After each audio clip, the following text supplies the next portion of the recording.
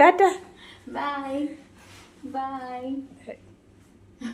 ലക്കിയോടും tata പറഞ്ഞ അങ്ങനെ സാധനങ്ങളെല്ലാം ഞങ്ങൾ താഴെ എത്തിച്ചു. ഷിഫ്റ്റിംഗ് എന്നുള്ളത് എന്തൊരു മെനക്കെട്ട പണിയാന്നുള്ളത് ഈ 2 ദിവസത്തിനുള്ളിൽ എനിക്ക് മനസ്സിലായി. നമ്മൾ ഓൾറെഡി ഡ്രൈവറിന്റെ അടുത്ത് പറഞ്ഞിട്ടുണ്ടായിരുന്നു വരാൻ വേണ്ടിയിട്ട്. സോ പുള്ളി വരുമ്പോഴത്തേക്ക് നമുക്ക് പോയി ഒരു ചായയൊക്കെ കുടിക്കാം. കാരണം നമുക്ക് അവിടെ ചെന്ന് ഇനി അൺലോഡിങ് പരിപാടിയും കൂടെ ഉണ്ട്. അപ്പൊ എല്ലാത്തിനും ഒരു എനർജി വേണമല്ലോ. ചായയൊക്കെ കുടിച്ചു കഴിഞ്ഞപ്പോഴത്തേക്കും പിന്നെ നമ്മുടെ ഡ്രൈവർ ചേട്ടൻ വണ്ടിയും കൊണ്ട് വന്നു. ഇതാണ് നമ്മുടെ വണ്ടി, ഇതാണ് നമ്മൾ വിളിച്ചത്. കാരണം ഞാൻ പറഞ്ഞല്ലോ ക്യാബിൽ പോകുന്നുള്ള കാര്യത്തിൽ എനിക്ക് ഒരു ഉറപ്പും ഇല്ലായിരുന്നു ഇത്രയും സാധനങ്ങള്.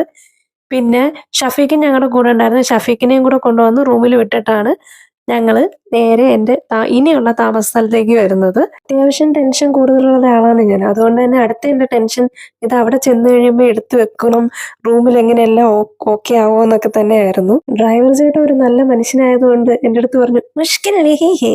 പുള്ളി പറഞ്ഞതുപോലെ തന്നെ ചെയ്തു കേട്ടോ. എനിക്ക് ഒരു കാര്യത്തിലും ടെൻഷൻ അടിക്കേണ്ടി വന്നില്ല. എൻ്റെ സാധനങ്ങളെല്ലാം എടുത്ത് എൻ്റെ റൂമിന്റെ വാതിലിൽ തന്നെ എല്ലാം കറക്റ്റായിട്ട് കൊണ്ടുവച്ച് തന്നു. കരാമെ പോലെ ഭയങ്കര വൈബൊന്നും ഇവിടെ പ്രതീക്ഷിക്കണ്ട. പക്ഷെ നോക്കാം, ഞാനും വന്നിട്ടല്ലേ ഉള്ളൂ, എനിക്കും കൂടുതലൊന്നും അറിയത്തില്ല.